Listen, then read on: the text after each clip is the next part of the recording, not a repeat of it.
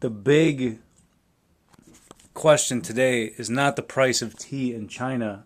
It is the price of dice. Now, I bought like a big crap ton of dice at the dollar store, and I got so many dice squirting out of my ears. In building a board game, it's a good idea to have a lot of tools at your disposal to make the process come to fruition. And dice are one of the many tools that I need to make this program work, get this little project off the ground. Now, the question I had today is, in the game that I'm designing, there's going to be dice, and people are going to roll dice. And my game is a game about the seasons of the year, spring, summer, fall, and winter. And right now, this game is playing as slow as molasses in wintertime.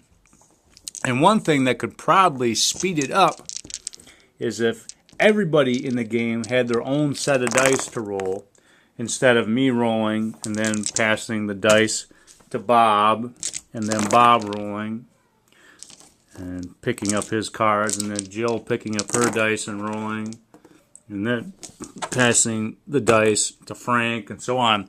In a 6-player game, if the dice have to get passed 6 times around the table, that's going to take a long time. And one of the concepts of the games is you roll the dice, and if you get some dice that you don't like, later on in the game, depending on what you have, you can re-roll some of your dice.